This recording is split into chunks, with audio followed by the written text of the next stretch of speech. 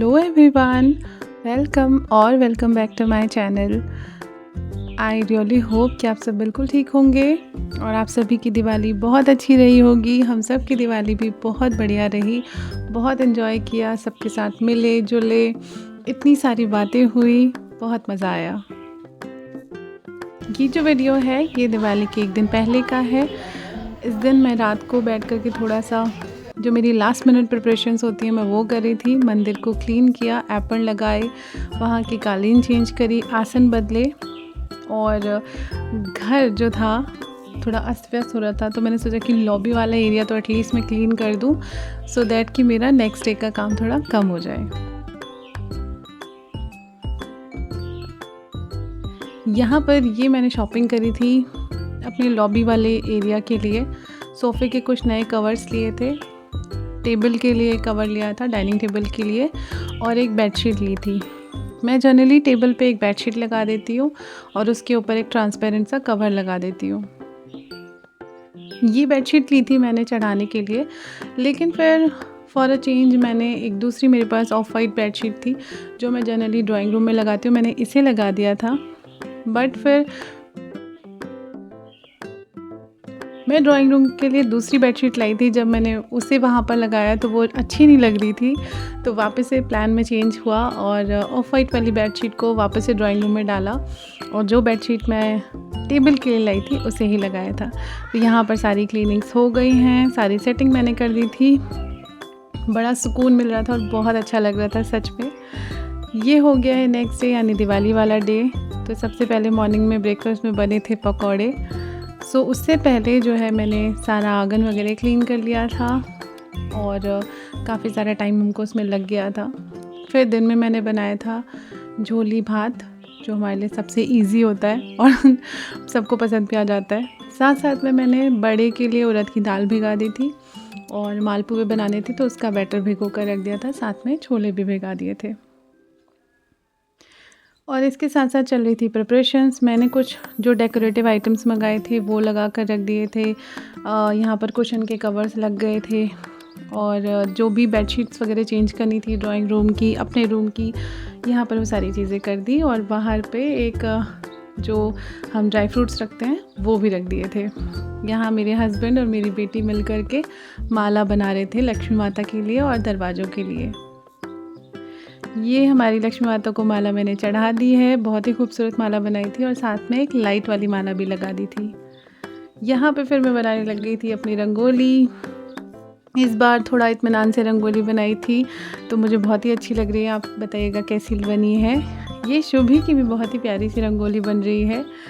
फिर रंगोली वाला काम ख़त्म करके मैंने थोड़े से एप्पल भी दिए थे जो गेरू और चावल के आटे से दिए जाते हैं ट्रेडिशनली उत्तराखंड में। इसके बाद मैं अंदर आ गई और फटाफट से मैंने बनाए पुए और बड़े, क्योंकि ये मुझे बाहर गेस्ट के लिए भी रखने थे।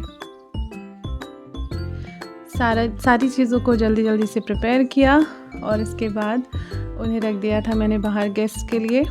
यहाँ पर कुछ स्वीट्स भी रखी थी और साथ में खिले बताशे जो दिवाली का प्रसाद होते हैं।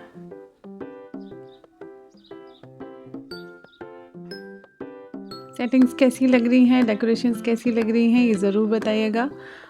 दिवाली वाले दिन तो घर सभी के घर बहुत खूबसूरत लग रहे होते हैं। यहाँ पर मेरे बच्चे भी रेडी हो गए थे। शुभी का ये जो आउटफिट है ये मैंने स्टिच करवाया था और अक्की के लिए इस बार कुर्ता पजामा लाई थी जो उसने बहुत कंफर्टेबली पहना, तो ये मेरे लिए बड़ा अच्छा रहा। यहाँ पे मैं भी रेडी हो गई थी और फिर मैंने सोचा कि कुछ पिक्चर्स क्लिक करा लेते हैं, क्योंकि इसके बाद फिर बच्चे भी बिज़ी हो जाते हैं और फिर मेरे को भी टाइम नहीं मिलता। फिर हमने कुछ पिक्चर्स वगैरह क्लिक करी, फिर मैं चली गई थी पूजा करने के लिए। मैंने और मेरे हस्बैंड ने पूजा करी।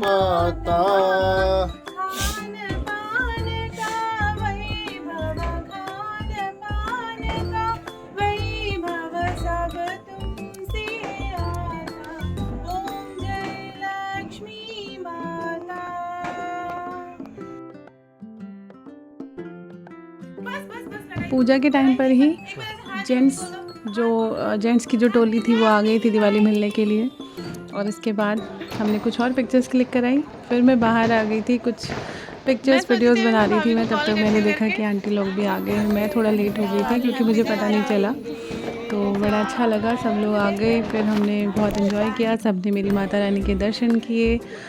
जो कुछ मैंने चीज़ें बनाई थी उन्हें चखा सबने।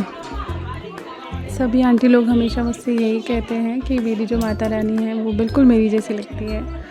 उनका फेस काफ़ी भरा भरा है और फिर मैं उनको सारे जेवर पहना कर रखती हूँ, तो सब मुझसे यही बोलते हैं कि सना अपनी जैसी माता रानी बनाती है। तो यहाँ पे सब लोग एक दूसरे से मिल रहे थे, बड़ा अच्छा माहौल हो जाता है, सबके साथ मिलना जुलना, बातें हो जाती हैं, खाना पीना। और फिर मैं भी सभी आंटी लोगों के साथ चली गई थी और सभी के घरों में गए, एक एक करके माता रानी देखी, खाया पिया, बातें मस्ती, मतलब बहुत मज़ा आता है। और पूरा 1-1.5 घंटा हमको इसी में लग गया था।